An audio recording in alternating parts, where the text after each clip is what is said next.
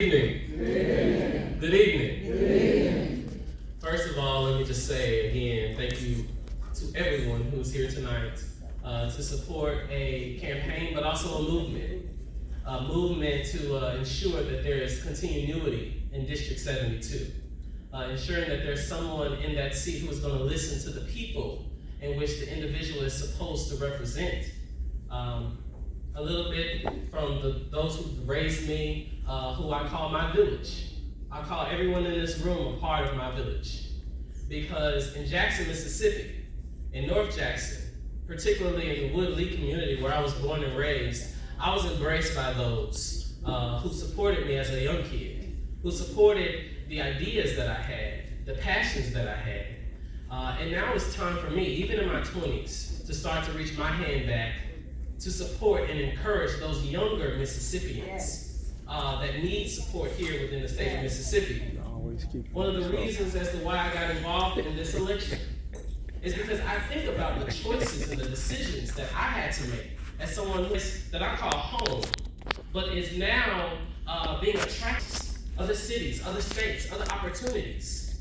And I had to think about folks like my grandmother, Miss Mary Gibbs, Miss Ann Womble. I had to think about my grandparents, my grandfather, William Gibbs, and all that they did as citizens in Jackson, Mississippi during a time where they had jobs, standing on the side of the street, making sure that young people could make it across the street while being talked about, while being cussed out and spat on.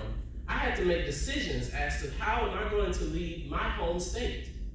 And I want to ensure that we have representatives that span across generations here within the state of Mississippi. I wanted to make sure that somebody was going to keep a keen eye on the Office of Workforce Development, that it should be ensuring that young people have connections to high-powered and high-sector industry jobs here in the state of Mississippi. I want to make sure that we decrease the brain drain, the amount of talented people that we have who was born here, who are looking for opportunities outside of this state. I wanted to ensure that Mississippi could start adopting more modernized ways of thinking. When we look at other states and what they've done, I've talked about it a lot during this campaign, I'm going to talk about it again. Because we even see conservative states putting young people in positions of leadership. Whether it being the library board, whether it being on the city council, whether it being in the state legislature. Because what young people bring to the table, they diversify the conversation. Conversations that could be about expanding Medicaid. Conversations as small as ensuring how do we come up with our house rules?